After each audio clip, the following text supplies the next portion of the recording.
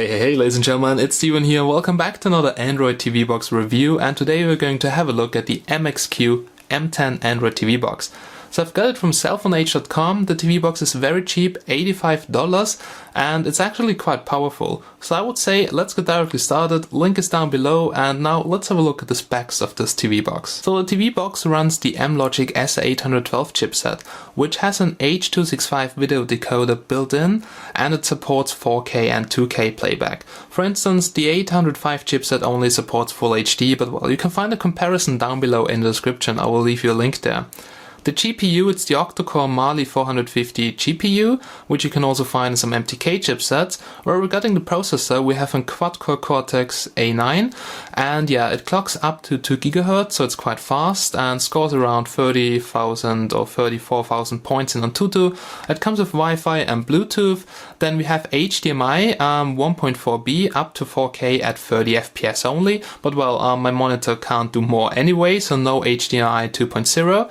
And audio output over a 3.5mm stereo jack, then optical audio out, and also over HDMI.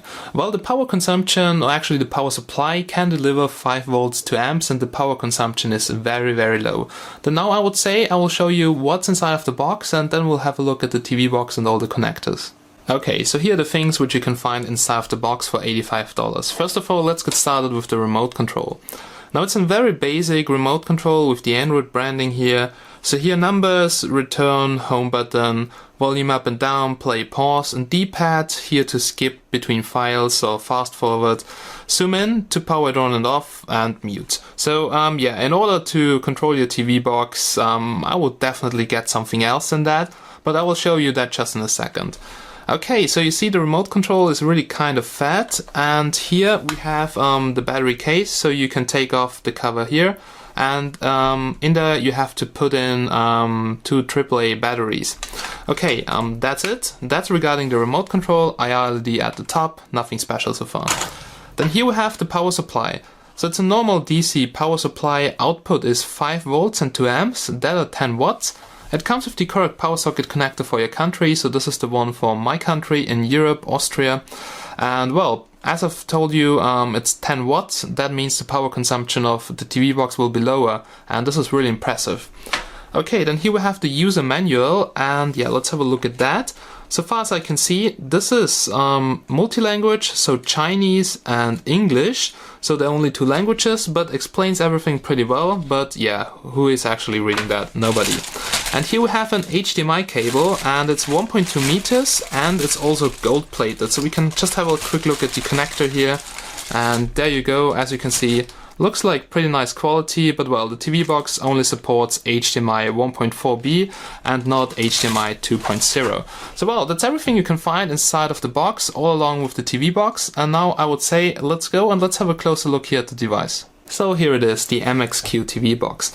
Now for $85 you get a really nice metal housing, so aluminium, and yeah, nice look also, so black top here, which is kind of matte with the MXQ branding. Then here a really fat face, so that doesn't look so good in my opinion. Here on the front we have an LED display. I will later show you how it looks like when it's on, and the IR receiver for the remote control. Then let's have a look here at the back side, and here on the back side we have all the connectors. Like we have 2 USB ports, so USB 1, USB 2, HDMI output, Ethernet port, AV output, and you can also have just the audio output over AV and use HDMI. Then here the optical audio output if you have a home amplifier, and here the DC in jack. Okay, so you see there's an external Wi-Fi antenna, which is kind of big, and the Wi-Fi signal in my tests was really good, so nothing to say about that. Then now let's have a look on this side, and here you can see there's an SD card slot. So for big SD cards, normal sized up to 64 GB, but maybe also more gets detected, but I've just tested 32 and 64 GB. Then the backside here, we have here a sticker which says Android TV box, OTT or whatever, I'm not really sure if this box is a rebrand from a different company because there are so many TV boxes. I guess it's called OTT TV box and it's the MXQ M10 or whatever. But the model number is definitely the M10. We have here ventilation holes, it's completely fanless, and also it does not get hot. So the power consumption is something between 5 to 7 watts maximum, and it just gets a little bit hand warm, but that's it. And here at the bottom we also have here some rubber feet or stands in each corner, so it doesn't slide around on the table or whatever you place it on. Okay, that's a TV box from all sides. Very simple, very small. This is my hand, this is the TV box. Now I would say let's just go, let's hook it up to my test system, and then I will show you all the tests I did with the TV box. The front panel has some LED display and it shows here some important information like when the device is booting. We have here, for instance, an LED which indicates that the device is turned on. Here's the IR receiver, and when the device has booted up, it shows, for instance, the time, also some other symbols like here, if USB devices are connected, if Wi-Fi is on, the alarm symbol, and also some other symbols. So very cool display actually, and I really like TV boxes which have an LED display. I just don't like TV boxes which don't display anything in the front, because I really like to check out the time or just see if it's in an active state or not. Here's a closer look at the power consumption of the TV box. So in idle it's between 3 and 5 watts. Now the charger, so the power supply, is actually able to supply around 10 watts, but it never takes anything more than 7 watts, also on the heavy load on 4K. And that's very good, so the power consumption is really impressive. Now with that low power consumption you can run 4K, and that's really cool, and also you save money on your power bill. Oh yeah, so I've now hooked up the TV box to my test setup. We have here a 4K Samsung monitor which can do 4K at 30 Hz. We have here my power meter to measure the power consumption, and the power consumption is very, very low. We have here also my USB drive, Western Digital, 1 terabyte, gets detected, works also. Bluetooth speaker, several controllers. Controllers are not working straight off the box because the drivers are missing and there is no native support built in, so you have to root the box and use some kind of 6-axis driver or whatever for the PlayStation controllers. And yeah, Ethernet working, all the ports are used, and there is nothing which was not working, but I couldn't test the optical audio out because I don't have a home amplifier yet, but we're getting one soon. Alright, I actually wanted to talk about the remote. So that's the basic remote, and it's not very cool to use that to control your TV box because you have to use the D-pad to go through the menu. But the good thing is you can turn the TV box on and off. So with the power button here, but you have to point directly at the TV box because of the IR LED. Here's the receiver built into the front panel. And if you do it like that or that, it's maybe not working. But well, we have here, for instance, an wireless gyroscope mouse or air mouse, however you want to call it, or remote control. It's called the Remote Plus. You can find this one or similar devices on AliExpress, very cheap. Basically, that's a gamepad. It has a built-in microphone. You can also use that to put the box to sleep. And yeah, it also has a pretty cool function, and this is an air mouse function. So this is like a Wiimote, and you have here a cursor button. So basically you can change from gamepad mode to a mouse mode, and then you can control your TV box like that. So just like a Wiimote. Can you see the cursor in the background? So I can basically go here to the menu, hit the back button to go back, and I can also put the box to sleep.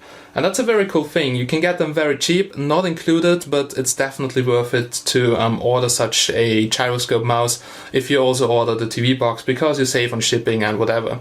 So very cool, and you don't have to point directly to the TV box because it works over 2.4 GHz connection. The bad thing is you can't turn it back on when it's off, then you have to use the other remote control. But well, that's it, and that's actually like on every other TV box too. Then now I would say let's jump directly into Android and let's see how it performs. Guys, we're now here in Android KitKat on the MXQ TV box, and as you can see it's a very basic launcher. So we just have here the home screen, and on the home screen you have here on the left top corner your connections like Wi-Fi, here SD card and my USB drive, the time, and here a couple of categories, I would say it like that, because you can basically put in their applications. Like here you can add apps to online video, to my recommended apps. Yeah, that are the settings, music apps, local apps, and here you can also add shortcuts to apps which are installed on the TV box. Yeah, as always, you have an Android status bar. You can swipe down from the top. Here you should have your notifications. On the right side you have your quick toggles. Settings, Wi-Fi, Bluetooth, and location-based services based on your internet connection. Alright guys, so you see, very basic. I've already seen that launcher on a different TV box, but I don't know which one. I think it was the Cedo X9 or something like that. But first of all, I want to go here to the settings and check out the settings with you. Here under network settings we have Wi-Fi. As you can see, I'm connected to my home network. We have here the 2.4 GHz band and the 5 GHz band. So dual band Wi-Fi is working, and you can also connect through the Ethernet connection. Alright, HDMI. Yeah, we have here auto detection if you want to use it, but well, my capture card only supports full HD, so this is why there is no 4K, but later for the tests we'll switch to 4K. Alright, nothing special in here. Here under advanced you will see Mirrorcast is working, so wireless display. I think I don't have to show that. It's very simple and works pretty good. Remote control, you can switch it on or off. This is basically the remote control for your smartphone, so you can control the TV box from your smartphone. Kodi settings, whatever you want to, so very cool stuff. And digital audio output can also be configured here, but unfortunately, as you may know, I don't have a home amplifier. Alright, model number, it's the M10 running Android version 4.4.2. System update, I have to say, for 2 weeks I tried to update the TV box. The OTA server is definitely down, or there is no OTA server, or it's not working at all. I'm not really sure, but I haven't seen an update for the TV box. Yeah, for sure, yeah, I think there are updates online which you can download, update from the SD card, but really you have to check out if there are some in the community. Okay, first of all I want to go here to About the Media Box. Here we can confirm this is Android version 4.4.2 KitKat, latest version right now for the TV box, and it says here always up to date. Okay, under more settings we can also have a quick look at Wi-Fi just for the specs. Now, excellent signal strength, routers in the next room, 65 Mbit, so that's pretty decent. It also finds my 5 GHz network with some pretty okay signal, so this is also what I get on the most TV boxes or smartphone. So not some super nice Wi-Fi, but also not a bad Wi-Fi at all. I'm connected to my Bluetooth speaker, so I can definitely confirm Bluetooth is working. You can use a PlayStation 3 controller over Bluetooth on the TV box, whatever you want to, everything works. Alright, then let's have a look at storage. So this is something which is not really good because the internal partition is very small. Now you have 5.33 gigabytes of total space, but only around 4 gigabytes usable. And if you now install some apps like I've done, like I've installed some games, and now only, yeah, a couple of gigabytes are still available. And this is really bad because, yeah, you really run out of memory very fast if you install bigger apps or games, and then it will say not enough storage. Then you have to get yourself an SD card or USB storage and reconfigure that to be used for installing applications. This also requires root access, and you know, it's not that easy on a TV box. And it would be really cool if it comes pre-rooted and also already with link to SD or something installed. Okay, we have here apps, and you can check out here the memory consumption of the ROM. So around 600 megabytes are used by the ROM, and we still have around 1 gigabyte of free RAM. That's pretty good. Not so many background applications, and also the launcher is very basic. And you see the ROM is really clean. It just comes with the basic media apps pre-installed and not with some chunk. Okay, then here we have the permission system, nothing special, location, blah blah blah, and here language and input.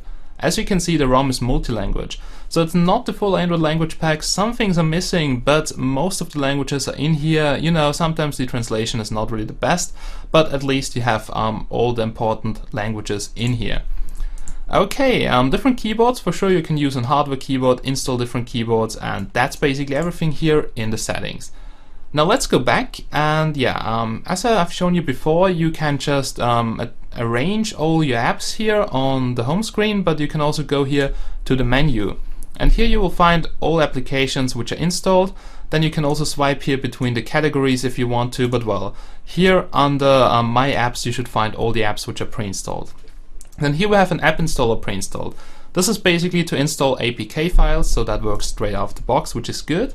Okay guys, I've now loaded up here some random movie on YouTube, and it's a 4K movie filmed with a GoPro. But well, the maximum resolution we can change here, or choose here, it's actually 720p.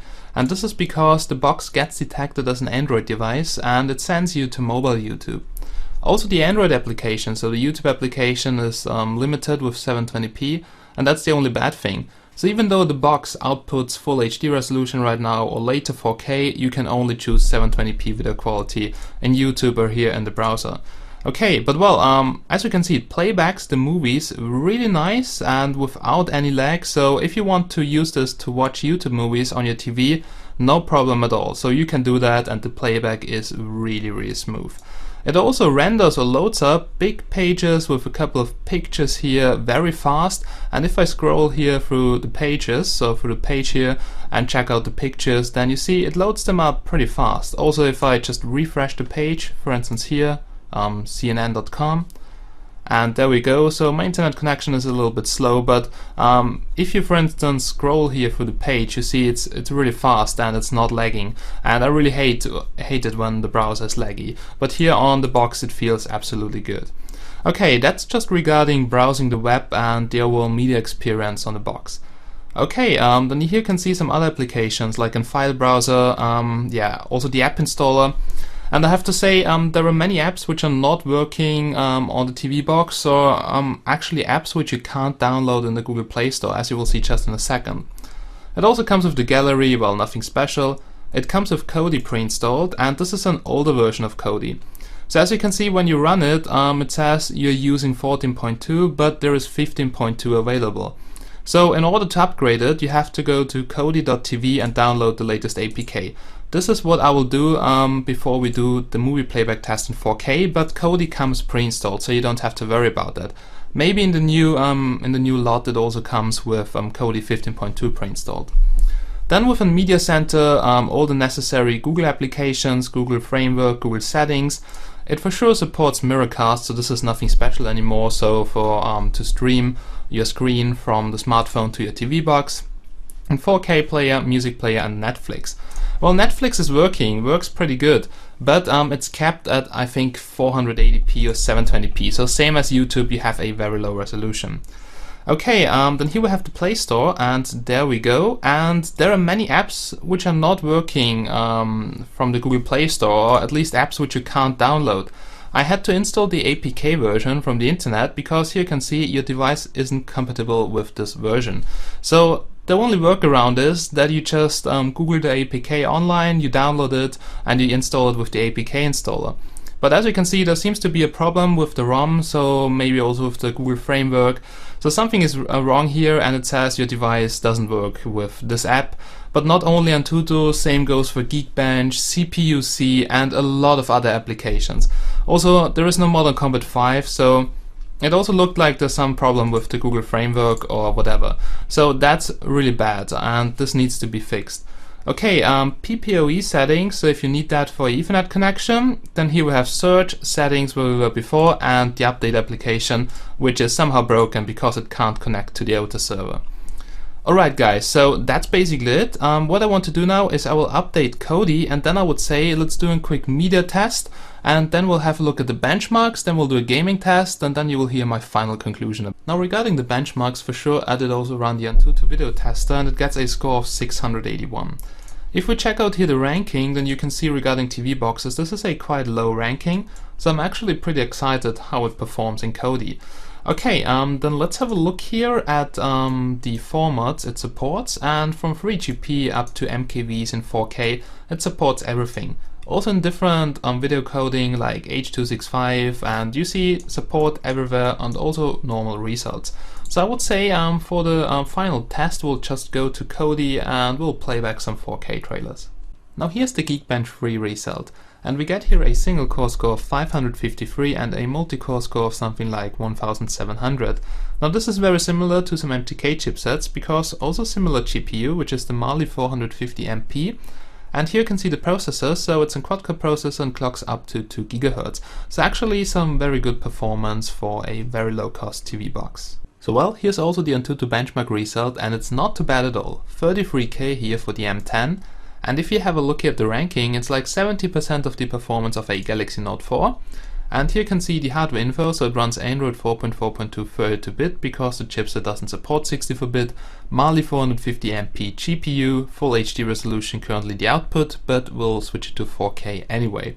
Alright, that's basically it. No sensors at all because this is a TV box, and the score is really not too bad for a low budget TV box. So there we go, we're now here in Kodi 15.2 Isengard, so I've just updated the APK. You just go to Kodi TV, you download the APK and install it, and then it's updated. Very easy to do. And this is the latest version right now. We have here 1 GB of free memory on the TV box, 4K screen resolution as you can see, and actually the movie performance is really good. So let's do a quick media test here.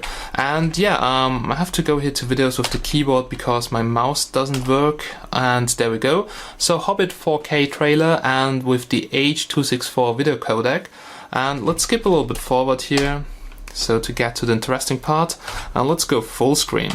And yeah, it doesn't skip too many frames. It starts skipping frames a little bit later, but not too many. And if you have a look at the video itself, it looks actually very smooth. Not 100% smooth, but very smooth, so I could watch the movie. There are other TV boxes where it's really laggy with the H.264 decoding or H.265, but here you can see it's actually watchable. And if we have a look here at the frames, yeah, well, it starts now to skip here some frames, but you can definitely see that it's kind of smooth, so it doesn't skip too many frames. Okay, we can also have a look at some H.265 movie, and there we go. I think it should be here. Yeah, Tears of Steel, and there we go. Resume. And let's go full screen, and here once again the frame rate. So this skips a little bit more frames. It will start a little bit later, but yeah, still it looks very good, and you can definitely watch a movie on the TV box which is in H.265 and 4K, because on some other TV boxes it's absolutely laggy, but here in the chipset, in the Amlogic S812, we have a video decoder for H.265, and you can see that's actually enjoyable. And let's have a look at the frames. Yeah, now it starts to skip frames, and actually quite a lot, but it's watchable. Not really sure what the black screen here was, but I think it was from the trailer. Alright guys, the movie performance so far for $80 or something like that, so the box is sometimes really cheap on sale. It's actually a very good movie performance. I also tried some other things like Full HD 60 FPS, then some 5.4K samples, and it handles everything pretty good. Just H.265 is a little bit more laggy than H.264, but still very enjoyable. So the movie performance is very good on the TV box, not only in Kodi, also in Android in the 4K player. Now as always, here's also a quick gaming test. So we're currently playing here Dead Trigger.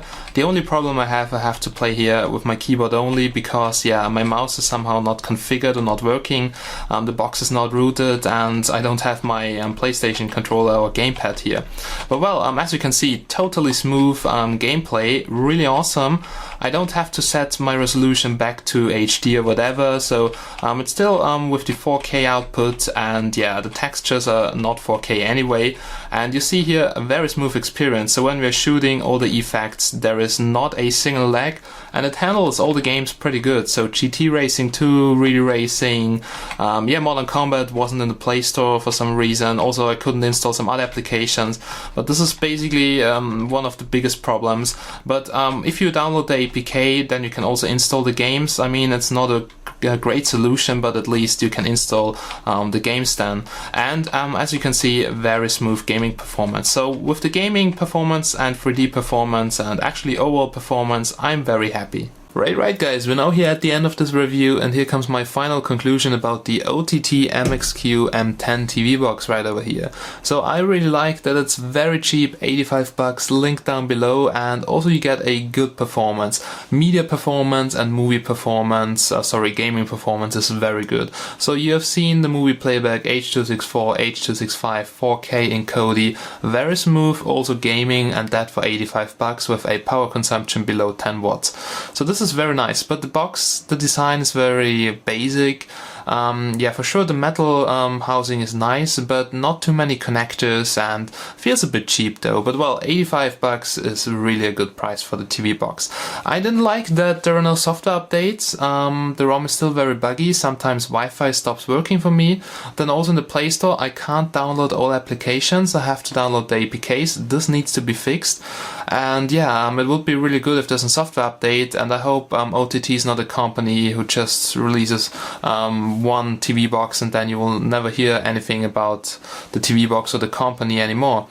So yeah, I have to say it's a nice TV box, but it needs a software update to fix all the bugs I've just told you before. Now there's also a different TV box. It's the ProBox 2EX Plus with the same chipset.